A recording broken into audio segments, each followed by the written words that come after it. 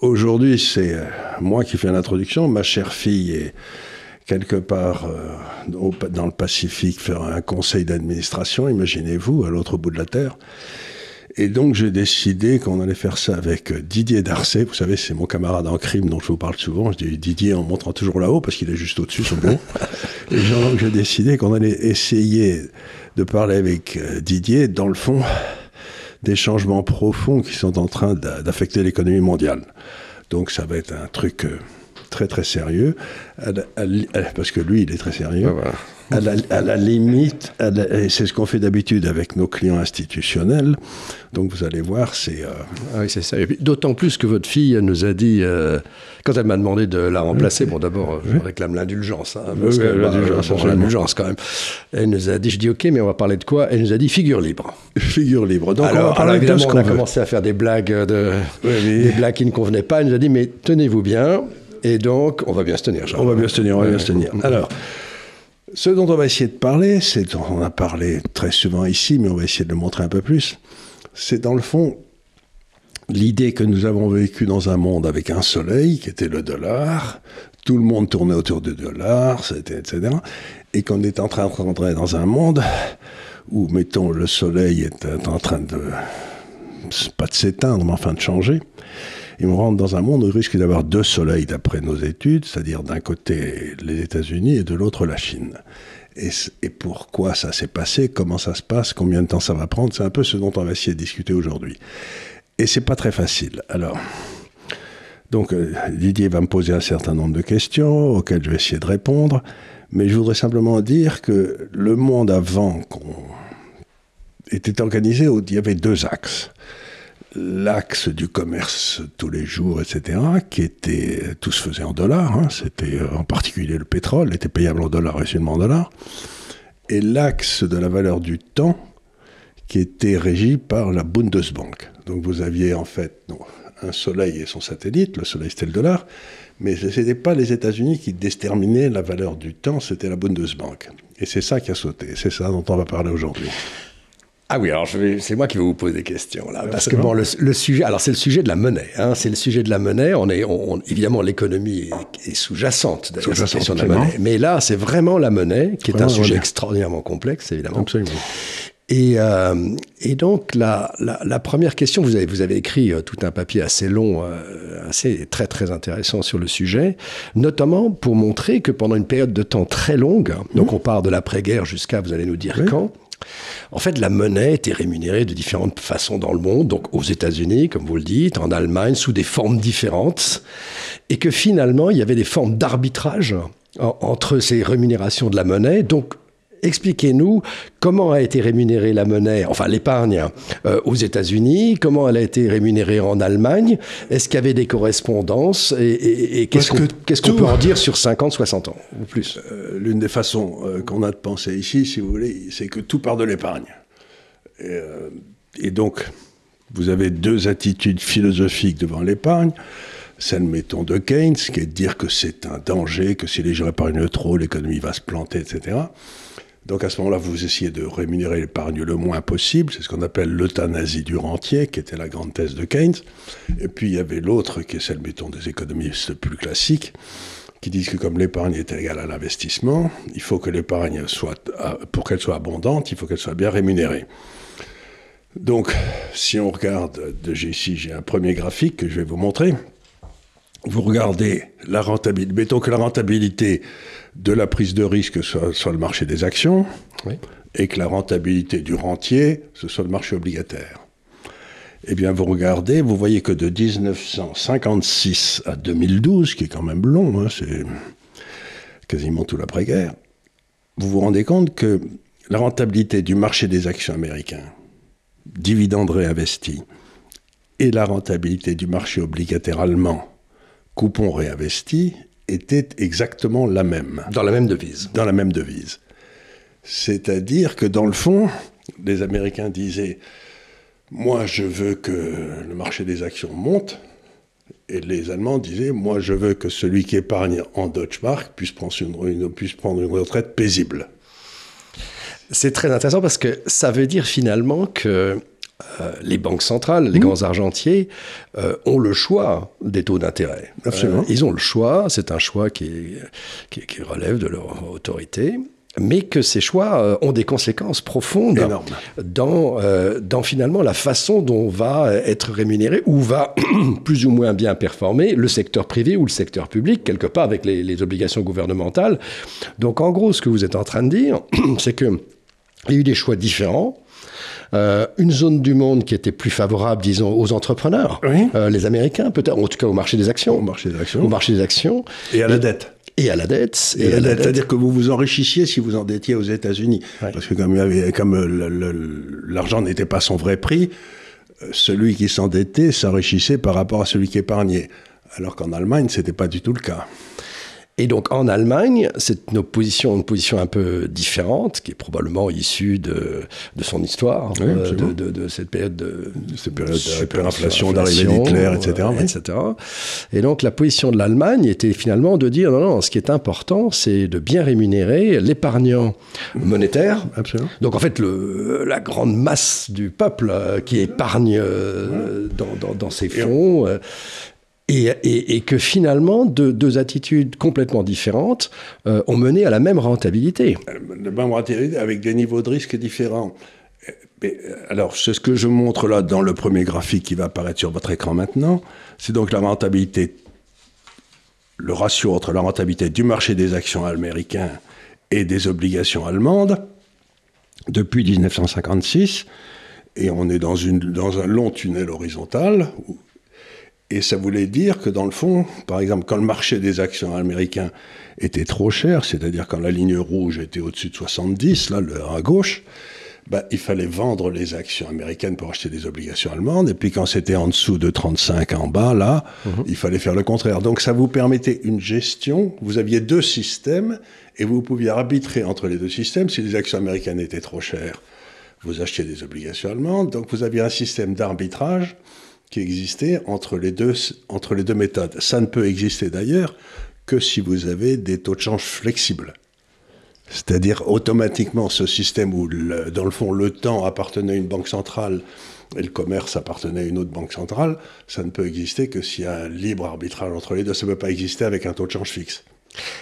Et vous m'avez souvent raconté d'ailleurs que quand vous gériez de l'argent, donc c'était dans les années 90 ou 80, etc., vous aviez toujours cette référence du Bund, c'est-à-dire que quand je savais pas quoi faire. Quand vous savez pas quoi faire, vous saviez pas quoi faire, vous reveniez sur le Bund.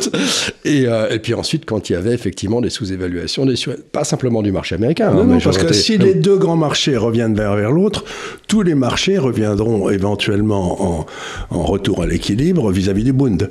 C'est-à-dire que le Bund, c'était un peu l'ancrage, et je regardais si le marché des actions français était trop cher par rapport au Bund, ou si le marché obligataire britannique était trop bon marché par rapport au Bund. Donc c'était une façon, si vous voulez, ça me donnait une espèce d'encre, à partir de laquelle je pouvais faire des choix basés sur des valorisations qui étaient raisonnables.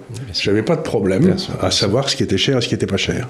Ça, je pense que la notion d'ancrage est extrêmement importante parce que l'économie, la finance manque d'ancrage. Enfin, quand il n'y a pas d'ancrage, tous les prix fluctuent soit le talon or, soit les talons Bund. Les gens ne le savent pas, mais de 1956 à 2012, on a été dans les talons Bund. Exactement. Et alors, on va évidemment passer on va voir ce qui va se passer, mais cette notion d'ancrage, on l'a retravaillée ensemble depuis des années, en se disant, mais bon, vous allez en parler, bien sûr. Les ancrages ont sauté, il n'y a plus d'encre, il y a de la dérive un peu partout, les prix fluctuent.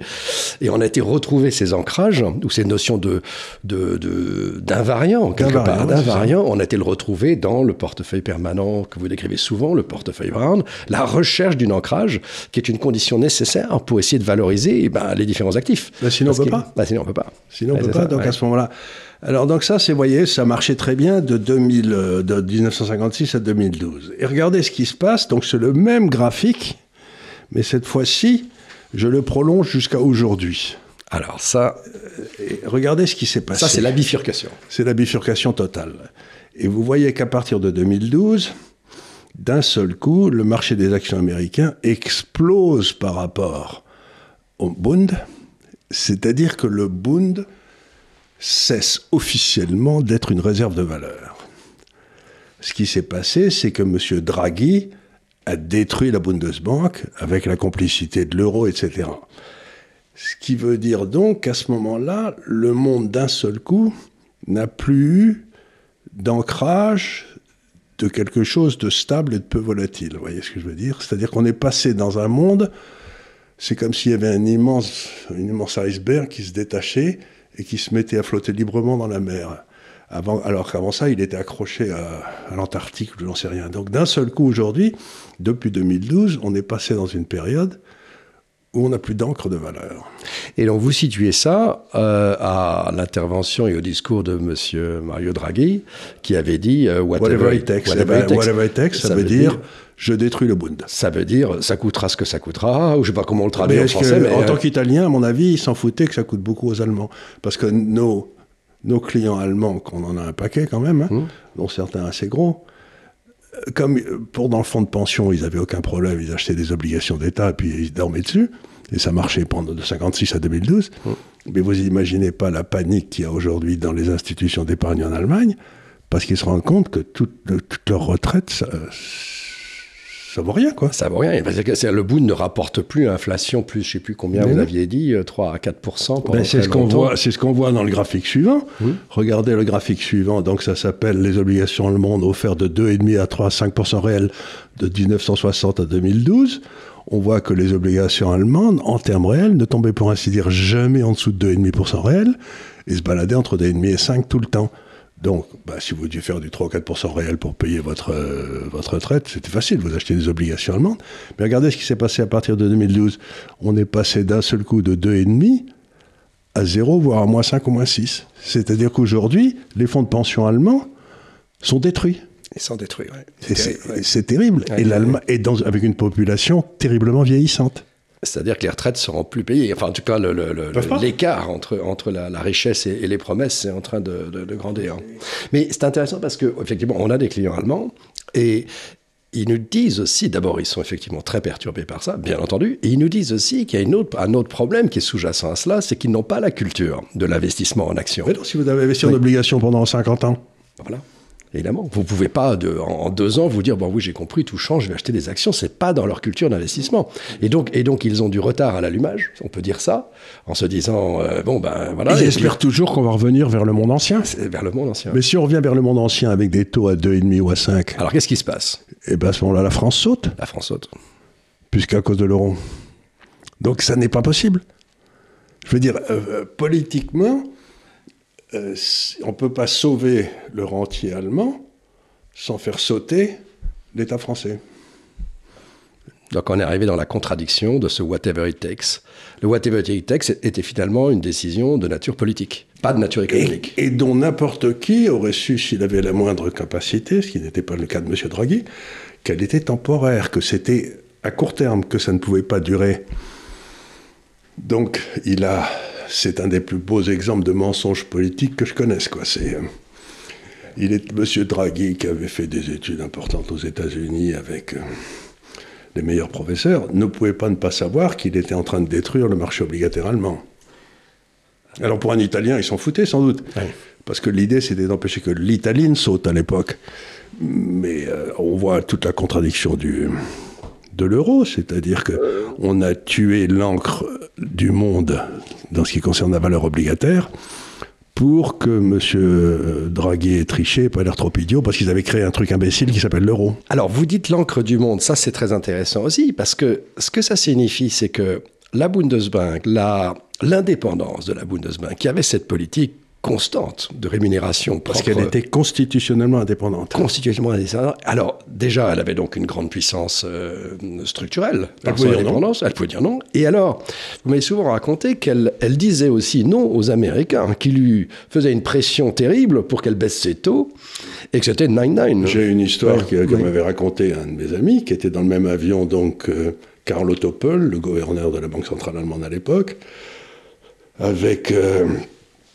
le ministre des Finances américain, l'ambassadeur des États-Unis en Allemagne, etc. Et il était dans l'avion, un avion privé, et il y a le ministre des Finances américain qui dit, bien entendu, vous allez baisser les taux parce que nous allons avoir des élections aux États-Unis dans 1 an, il faut que vous baissiez les taux, etc. Et Carlo Topol a attrapé une colère mais monumentale, il s'est mis à crier comme un fou. Il a dit « Non, n'est pas question, j'en ai rien à foutre de votre truc ». Et ça a amené au krach de 87, vous savez, c'est-à-dire que les Allemands ont refusé de baisser les taux. Et donc, l'Allemagne a dit non, la Bundesbank a dit non, puis elle a dit non ensuite au chancelier allemand quand il y a eu la réunification allemande. Ils ont refusé, enfin, ils ont accepté le 1 pour 1 parce qu'ils ne pouvaient pas faire sur les deux monnaies, le Ostmark et le Deutschmark. Mais ensuite, ils ont fait monter les taux réels à court terme à 7% pour ponger l'excédent de liquidité. Et puis, ils avaient fait sauter le serpent monétaire en 92. Donc, la Bundesbank ne cédait jamais sur les taux réels de 2,5 à 5. Et là, on a enlevé la Bundesbank, on l'a émasculé, on a mis à la place l'euro. La Banque Centrale Européenne. La Banque Centrale Européenne. Et c'est là que Mme Merkel a trahi son pays, littéralement, en forçant la Bundesbank à céder devant la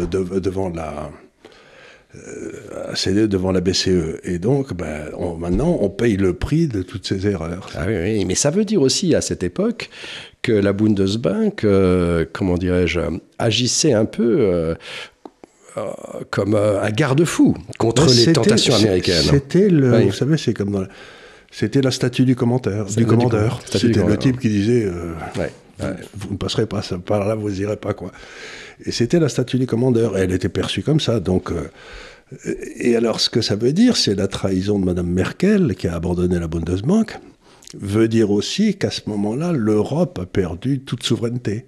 C'est-à-dire à partir du moment où les Allemands n'étaient plus là pour en renvoyer les Américains dans leur but quand ils faisaient des conneries avec les taux d'intérêt, et les Américains ont fait des conneries dans les taux d'intérêt, et on se retrouve dans la situation actuelle où on a un vrai problème. Et on a suivi, donc ils ont baissé les taux, ils ont fait la planche à billets, des taux négatifs, et vous aviez écrit, alors je ne sais plus quand, un article qui s'appelait le coût élevé de l'argent gratuit, ou quelque, enfin c'est une traduction un peu... C'était en 2012. 2012, le coût élevé... Donc, ça fait 12 ans. Voilà, the high cost of free money, qui avait fait un retentissement. Alors expliquez-nous pourquoi est-ce qu'avoir de l'argent pas cher, c'est pas bien pour une économie, parce que c'est formidable de pouvoir empriter, acheter tout ce qu'on veut. N'importe quoi, si vous voulez. C'est que si vous partez du principe qu'il y a une quantité limitée d'épargne, j'épargne 15% de mon revenu ou 10%, ça n'a aucune importance.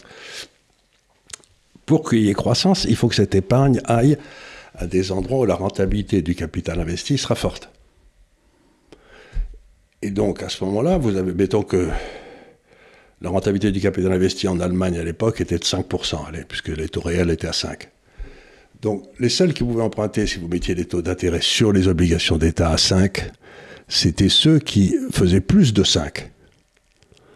Et donc, le capital allait à ceux qui avaient une rentabilité marginale du capital investi très forte.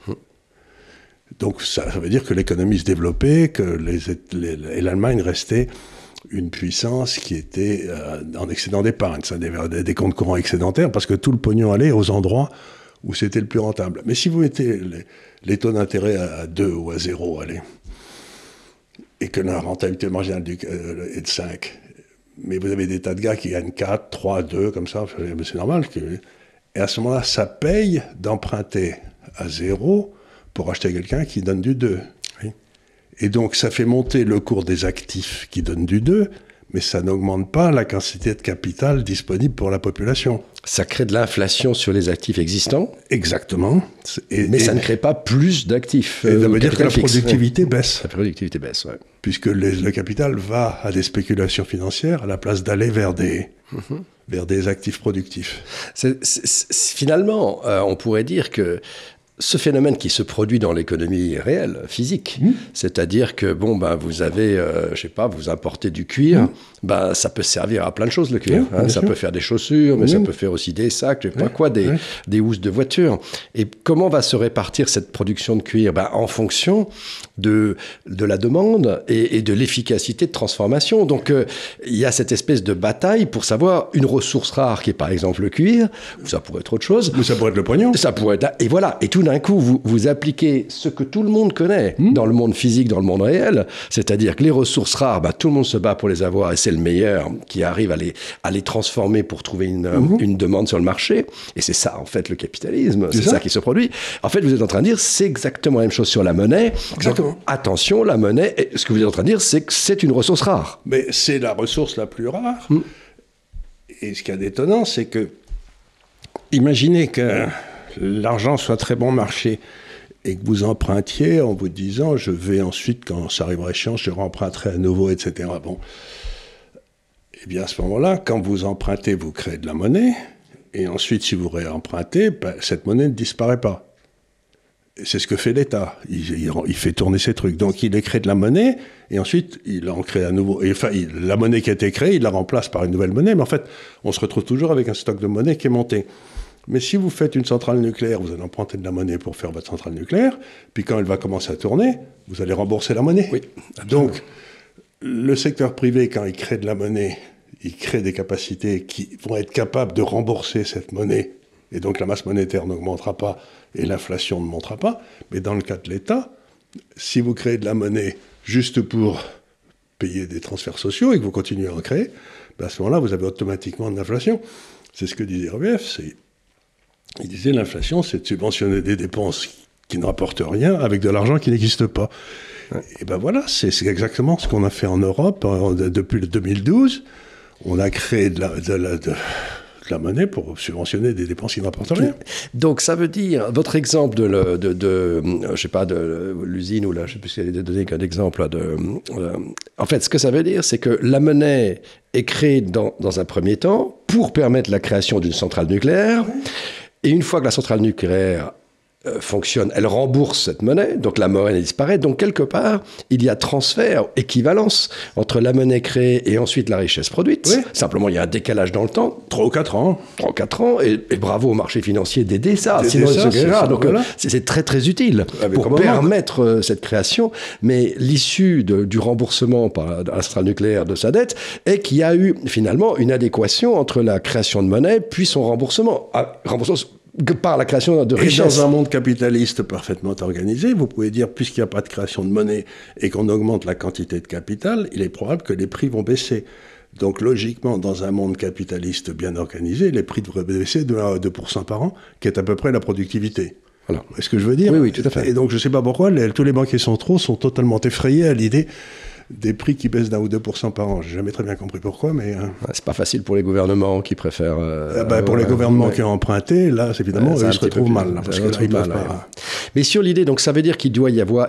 Structurellement, il y a des décalages dans le temps, mais il y a une équivalence entre monnaie et richesse, quelque part. On ne s'il n'y en a pas, c'est là où ça part dans le décor. Et c'est là où ça part dans le décor. Et ça fait 12 ans qu'on n'a plus d'équivalence entre monnaie et création de richesse. Voilà. Par exemple, le PIB de l'Europe, je crois, de la zone euro, est monté de 25% depuis l'an 2000 et la quantité de monnaie a été multipliée par 4. C'est de la folie. C'est de la folie, oui. Après, on se demande, mais d'où vient l'inflation, quoi. Après, on se demande pourquoi je ne peux pas acheter un appartement à Paris. Et voilà. Ouais. Donc il y a bien rupture en 2012, qui est une rupture totale. Conceptuelle, systémique. Et à partir de ce moment-là, on voit que c'est non seulement l'Europe, finalement, mais c'est une rupture que vous avez décrite comme étant majeure au niveau mondial. Puisque tout d'un coup, les Américains n'ont plus les... si vous avez des fous là, qui adorent conduire à 200 à l'heure, et donc d'un seul coup, vous avez monté une voiture qui peut aller qu'à 80. Mais si d'un seul coup, ils ont accès à une Ferrari, ils vont aller dans le décor, c'est sûr. Quoi. Et donc, les Américains étaient disciplinés par les Allemands. Puis d'un seul coup, les Américains ont enfin pu faire tout ce qu'ils voulaient. Alors, les Américains ont pu faire tout ce qu'ils voulaient. Alors, on a observé ça, alors dans différents domaines, mais une observation qu'on a faite il y a déjà longtemps, c'est qu'à partir de peut-être 2-3 ans après ça, on commence à voir que dans les grands fonds internationaux, donc les fonds souverains, le Fonds national suisse, le Fonds norvégien, etc. Ces grands fonds de wealth, on appelle ça des grands fonds souverains ou pas souverains, investissaient beaucoup dans les obligations. Ils étaient d'habitude 50-50, 50% en obligations allemandes, 50% en actions américaines. Vous voyez, c'était le truc normal. C'était le truc normal, ouais. Et à partir de ce moment-là, il se passe aussi quelque chose. Ils réagissent. Ils vendent tous leurs obligations. Voilà. Et ce qui se passe, c'est qu'ils vendent leurs obligations et qu'ils achètent toujours 50% d'actions américaines, mais 50% d'or. Et voyez l'or qui pète à la hausse, enfin qui depuis ne cesse de monter.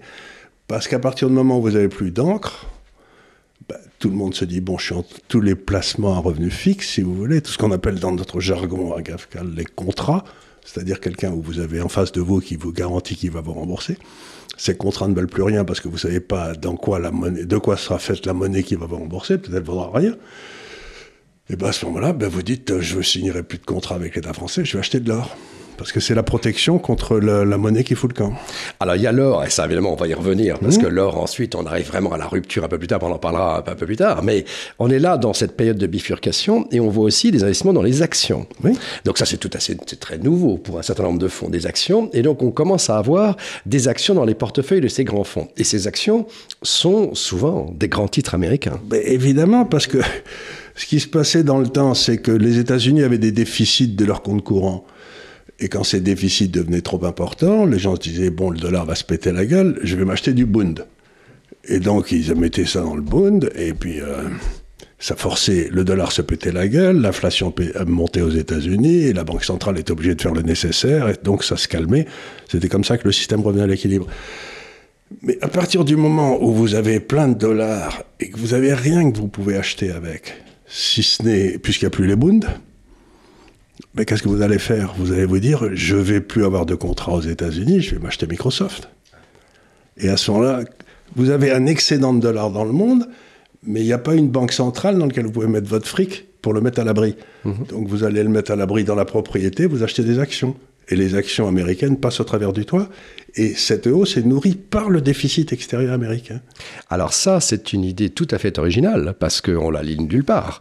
On parle souvent de la performance remarquable du marché des actions américains depuis 10 ans ou un peu plus, en disant, oui, mais c'est parce qu'ils sont très productifs, etc. etc. Mais en fait, ce que vous évoquez, c'est qu'il y a peut-être une question d'offre et de demande. C'est-à-dire que finalement, les grands titres américains deviennent des espèces de valeurs refuges, puisque les valeurs refuges n'existent pas, et donc elles auto-alimentent, ce mouvement alimente une surperformance du marché américain qui fait qu'aujourd'hui, il est très cher par rapport à d'autres marchés. Et alors ça alimente autre chose qui est assez dramatique, c'est que, mettons que vous soyez l'Allemagne, vous vendez plein de voitures aux États-Unis, vous vous retrouvez avec plein de dollars. Normalement, les dollars auraient dû revenir en Allemagne et de les mener à des augmentations de salaire, du niveau de vie, etc.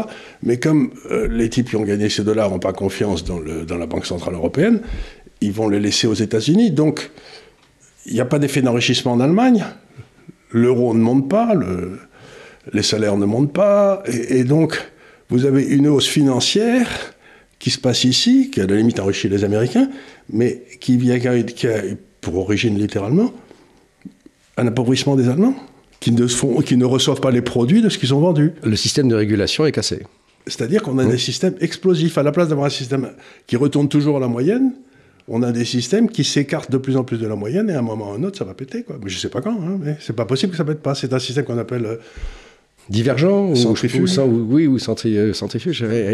Avant, c'était centripète. Et maintenant, avant, ça retournait toujours à l'équilibre. Maintenant, on a bâti un système qui parle naturellement des équilibres et qui ne peut pas s'arrêter. C'est pour ça que vous évoquez le fait que les stratégies de placement qui étaient avant souvent fondées sur des retours à la moyenne. Toujours. Parce qu'on voit si quelque chose est cher, on sait que ça revient à la moyenne. Si c'est cher, on ne prend pas trop de risques. C'est ce que vous expliquez entre l'arbitrage entre le Bund et le S&P pendant des dizaines et des dizaines d'années. Ça marchait très bien. Marchait très bien. Et puis tout d'un coup, s'il n'y a plus d'encre, à ce moment, il y a un système dont les boucles de rétroaction deviennent positives et pas négatives. Voilà. La rétroaction négative, c'est la bille au fond de la cuvette. S'il la déplacée, elle revient au milieu. Elle s'arrête un jour. Alors que vous pouvez un autre équilibre, c'est vous renversez la demi-sphère et vous mettez la bille en haut. Donc si elle part, elle ne va pas revenir. Elle va accélérer un sens. Donc là, on est en rétroaction positive. Donc ce que vous êtes en train de dire, c'est que ce système crée des boucles de rétroaction positives. C'est-à-dire que le déficit américain alimente un excès de dollars qui revient aux États-Unis pour acheter le marché américain, et donc les stratégies d'investissement deviennent des suiveuses de tendance, trend following. Trend following, c'est ça. Donc c'est pour ça que vous évoquez le passage de l'un à l'autre. Et ça amène toujours les trend following, ça amène toujours à des espèces de bulles, parce qu'on arrive à des niveaux complètement débiles, et puis suivi par des cracks monumentaux, puis ensuite on repart dans une autre bulle. À la place d'avoir des systèmes où la rentabilité étant la même, ils reviennent toujours à l'équilibre. Là, on a des systèmes mais vraiment explosifs. Quoi. Oui, c'est ça. Et on le voit qu'on est aujourd'hui dans un système de bulles. Alors, il y a quelqu'un qui a vu ça. Il y a quelqu'un qui a vu ça. Il y a quelqu'un qui a vu ça, qui a tout compris, ça paraît idiot ce que je vais dire, mais non, qui semble être la Chine. Ah voilà. Et donc la Chine, si vous voulez, ce qu'elle a fait, c'est qu'elle s'est dit, bon, je ne peux plus compter sur les Allemands, ben, il faut que je devienne l'encre. Peut-être pas pour le monde, mais au moins pour l'Asie.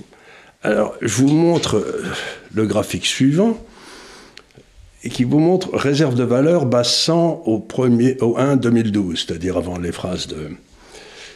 La ligne noire, c'est les obligations chinoises valorisées en dollars. Hein.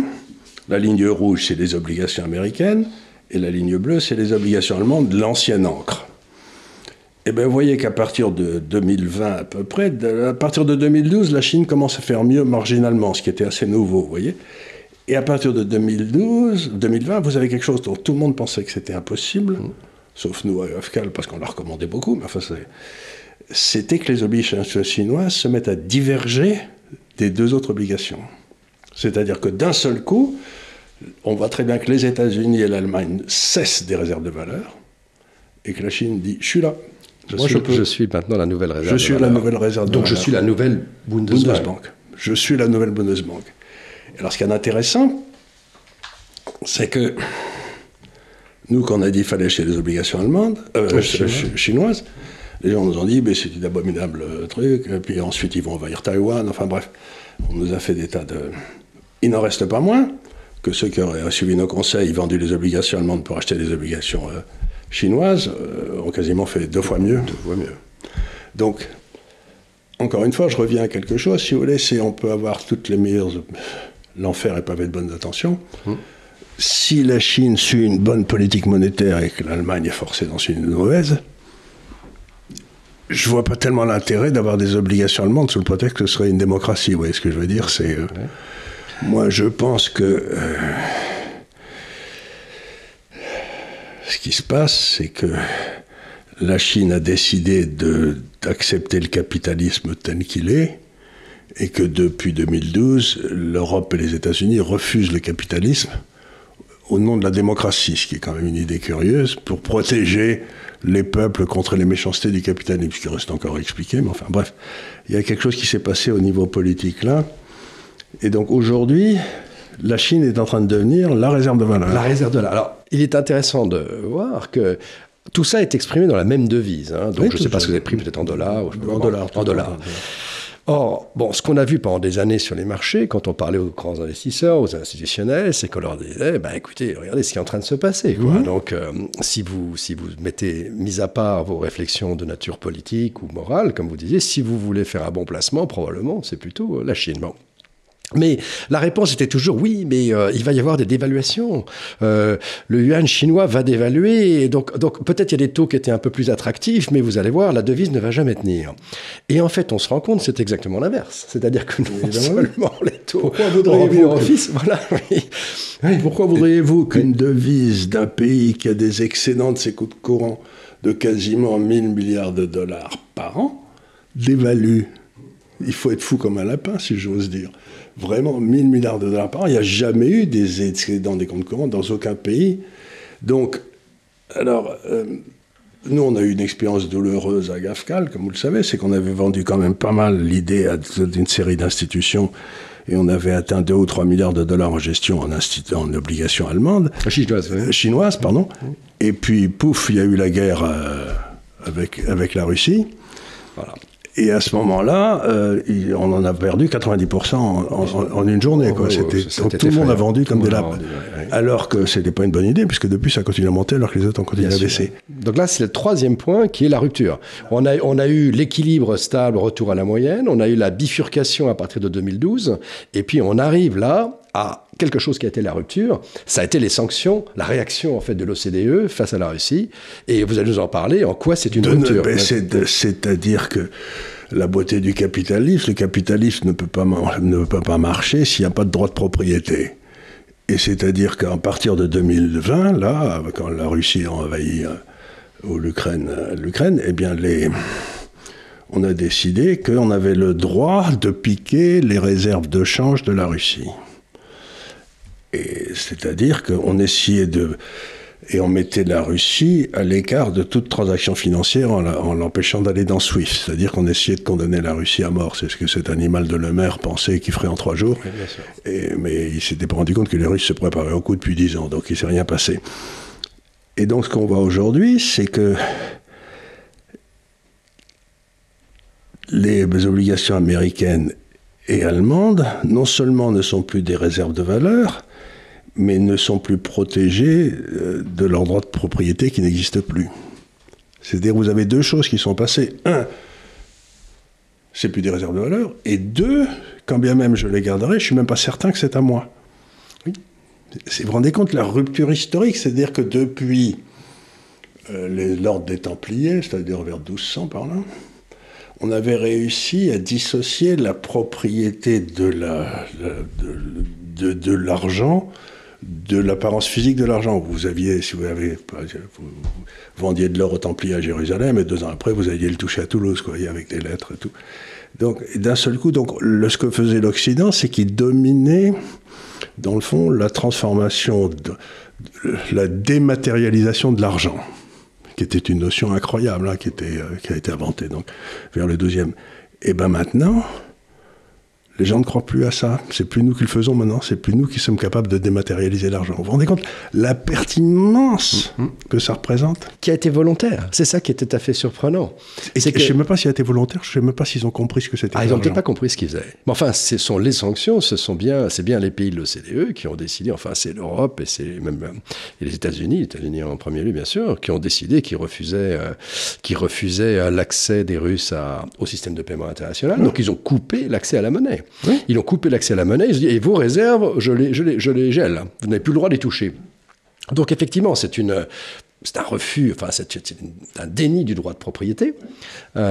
Et puis, ils se sont dit qu'en coupant l'accès à la monnaie, ils allaient mettre l'économie russe à genoux.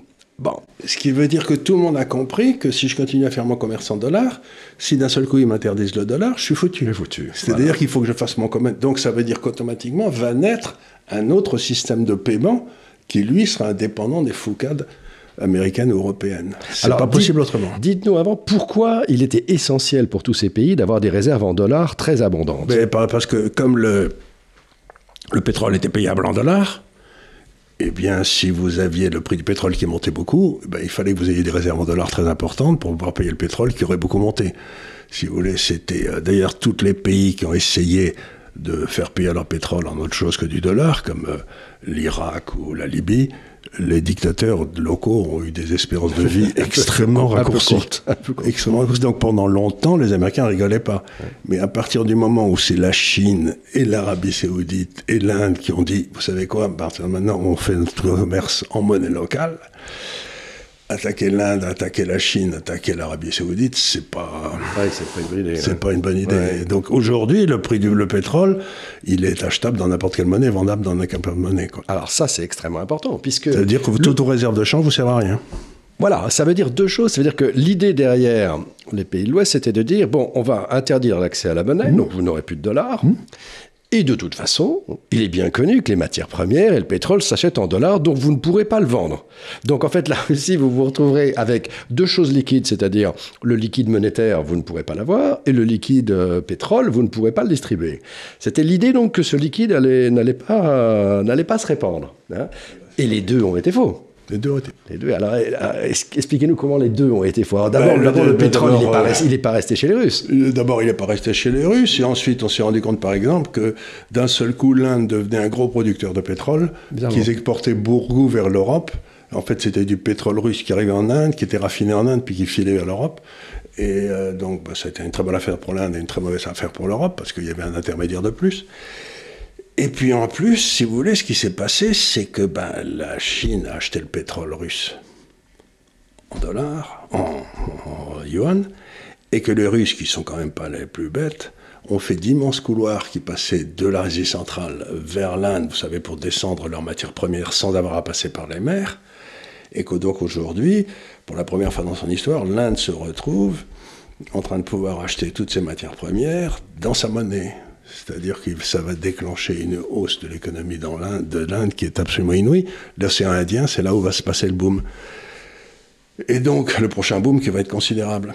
Et donc, ces crétins ont pensé que les gens, les Russes, les Indiens, les Chinois resteraient comme dans les fameux lapins, les fameux lapins dans les lumières, là, en disant non, non, on peut rien faire, on est cuit. Ouais. Mais si vous voulez, les Russes, c'est pas Kadhafi, c'est pas Saddam Hussein, ça a quand même un peu plus de...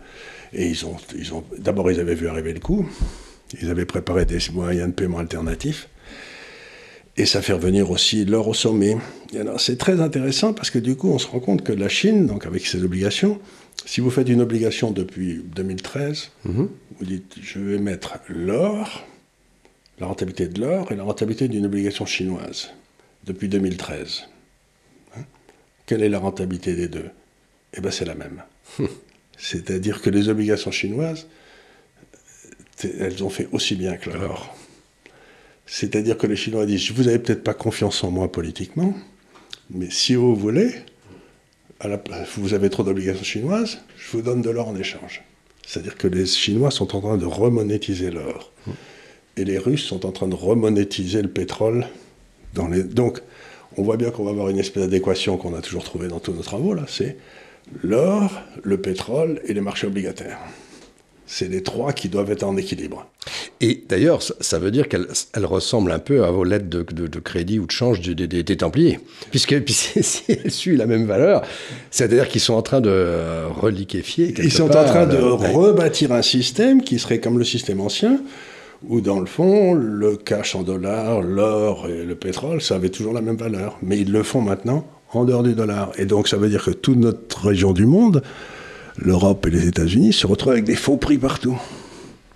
Eux, ils sont en train d'établir des faits prix fondés sur l'énergie, les trois formes d'énergie, hein, et nous, on reste sur des faux prix. Donc ça veut dire que notre capital va continuer à être mal alloué. Mal alloué, c'est pas possible autrement. Et encore une fois, l'or, on avait regardé ça, les flux physiques d'or sont en train de se déplacer. Complètement. C'est toujours la vieille blague, si vous voulez, c'est que, vous savez, au départ, l'or était à Constantinople, puis il est allé à Venise. De Venise, il est allé, en Espagne, surtout, puis de l'or, là, il est parti ensuite à Amsterdam. Puis ensuite, Amsterdam, les Hollandais ont conquis l'Angleterre, sans qu'on ne dise jamais, mais ce qui a été le cas avec la glorieuse Révolution, là. Et donc, il s'est parti à Londres, puis de là, c'est parti à New York, où il y avait aussi des qui s'appelait la Nouvelle Amsterdam, d'ailleurs, c'est curieux. Les Hollandais sont quand même beaucoup plus balèzes qu'on ne le pense. Puis c'est parti en Californie, maintenant ça arrive en Chine. Et je suis arrivé à une règle assez simple, c'est qu'il ne faut jamais acheter d'obligations d'un pays dont l'or s'en va. Il faut lui acheter celui-là là où il arrive, vous pouvez acheter des obligations sans problème, ça veut dire qu'il est compétitif. Quand l'or s'en va, il faut se barrer. Donc, on se rend compte que, on est dans un monde où il y a les... Alors, qu'est-ce qui va se passer? On se rend compte que la Chine est en train d'organiser un système de retour à la moyenne. Alors, je vous montre un seul exemple que je trouve tout à fait pertinent, en quelque sorte.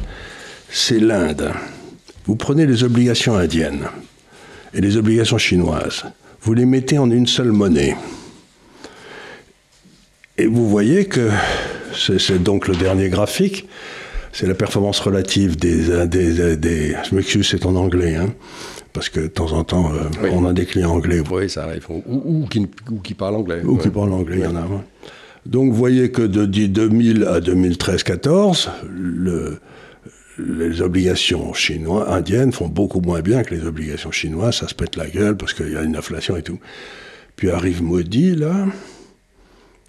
Et puis depuis, très curieusement, vous voyez, les obligations indiennes et les obligations chinoises se mettent à osciller autour d'une ligne horizontale. Et là, je voudrais terminer avec cette idée, parce qu'elle me semble quand même très forte, c'est imaginez juste, je sais que tout le monde va dire que c'est impossible, qu'on rentre dans un monde où les matières premières viennent de Russie, les biens d'investissement et l'épargne viennent de Chine, et la force de travail est en Inde, et tout ça, ça se passe par la terre, sans que ça ait passé par la mer, c'est-à-dire que c'est hors de portée du contrôle de la marine américaine, ça va faire quelque chose, ça va être un déplacement du pouvoir comme jamais il y en a eu. Donc ce que j'essaie de dire, c'est qu'il me semble que les gens qui réfléchissent doivent se dire, tout va se passer dans cette espèce de triangle qui est la Russie, la Chine et l'Inde, c'est là où tout va se passer. Et ils ont besoin d'un centre financier, et ça ne peut être que Hong Kong. Et en plus, Hong Kong a sa monnaie indépendante qui est basée sur le dollar, donc ils pourraient faire une expansion du crédit basée sur le dollar de Hong Kong, qui est en fait quasiment un dollar américain. Donc en plus, ils ont l'outil. Oui, c'est-à-dire que il y a eu cette mondialisation des biens et des services. Qui s'est faite avec la monnaie américaine. Ensuite, il y a rupture. Là, il y a construction d'un nouvel ordre qui se passe entre eux. Et qui passera par le dollar de Hong Kong. Qui passera, selon vous, par le dollar de Hong Kong. Et on voit d'ailleurs des mouvements de capitaux en dollars qui passent de la Chine vers Hong Kong, en se disant, mais pourquoi est-ce que je dois mettre tant de dollars à Hong Kong ? Peut-être pour les prêter. Peut-être pour les prêter.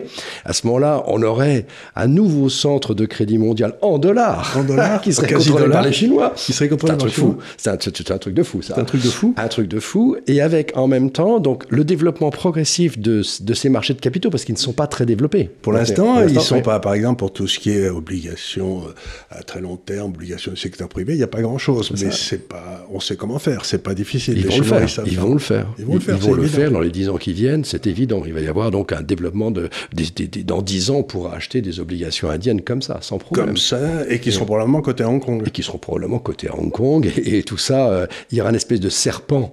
Oui. Il recrée une sorte de serpent monétaire. Pour qu'il y ait un ordre monétaire. Mais l'encre de ce serpent, c'est à l'évidence le yuan. Alors l'encre, c'est le yuan, et c'est cet or qui, petit à petit, traverse le Pacifique. Alors on me dit, les comptes, la balance des paiements chinoise, le compte capital est fermé. Je dis, c'est vrai, mais par contre, déjà, si vous avez trop de yuan, de renminbi, la banque chinoise vous offre de les racheter en or. Voilà. Donc, ils ferment leur compte capital, mais ils rendent leur marché obligataire littéralement convertible en or. Voilà. Et entre les deux, pouvoir investir dans une entreprise chinoise ou avoir mes obligations qui sont, en le fond, garanties par l'or, je prends tous les jours un deuxième. C'est quand même un bon collatéral depuis assez longtemps, sur la valeur des choses. Donc, on voit bien, qu'est-ce que ça veut dire si on réfléchit ? On voit ce qu'est en train de faire M. Trump. Il est en train d'essayer de bâtir la forteresse américaine. C'est-à-dire, dans le fond, je vais laisser tomber l'Asie, il m'emmerde, je vais laisser tomber l'Europe, il m'emmerde, je vais m'occuper des États-Unis et je vais faire la forteresse américaine, là, on restera le continent chrétien, poum, pam, il n'y a pas de... C'est un homme subtil. Hein. Donc, on voit très bien ce qui va se passer en Asie. Il y a deux trucs qu'on voit pas très bien, c'est exactement pourquoi le yen est tellement sous-évalué aujourd'hui. Parce que c'est pas possible que le yen reste aussi sous-évalué. Ça va finir par emmerder la Chine. Donc les Chinois vont finir par dire aux Japonais, dites arrêtez, ou les Américains le diront l'un ou l'autre. Et puis alors l'Europe, je me demande qu'est-ce qu'il fout là-dedans, quoi. L'Europe ne sait pas trop où elle va, avec probablement une réévaluation des devises de l'Asie. De l'Asie, c'est probablement. Avec donc ce que vous avez expliqué, c'est-à-dire un pouvoir qui devient plus terrestre que maritime, et avec un centre financier qui favorise ce développement de la finance à partir de Hong Kong. Tout ça est à peu près cohérent, reliant les intérêts un peu de tout le monde à la marge. Et effectivement... Mais par contre, je vois très bien des très belles sociétés européennes, comme on l'a souvent dit, qui, eux, bénéficieront de ça parce que ça va marcher très bien. Les Schneider, Air Liquide, tout ça va cartonner comme des fous. Ouais. Mais le rentier européen... il a émis trop de dettes. Enfin, les pays européens ont émis trop de dettes et n'ont pas assez travaillé. Donc, il va falloir travailler un peu plus et puis serrer un peu la ceinture sur les dépenses. Oui, c'est la question. Mais par exemple, si les Allemands se mettent à épargner comme des fous parce qu'ils n'ont plus de fonds de retraite et que nous, on continue à dépenser, on ne peut pas rester dans le même taux de change. Non, bien sûr. C'est-à-dire que ce qu'on essaie de dire, c'est que ce qui a foutu le merdier dans le monde entier, aussi curieux que ça paraisse, c'est l'euro, dont les conséquences ont été bien pires que celles auxquelles je pensais à l'époque. J'avais même écrit un livre dessus, mais je n'avais pas pensé à tout ça. J'ai compris au fur et à mesure. Mais je ne peux pas m'empêcher de penser que tant que l'euro reste, il n'y a pas d'espoir pour l'Europe. Et la grande conclusion aussi, c'est qu'il n'y a pas de repas gratuit.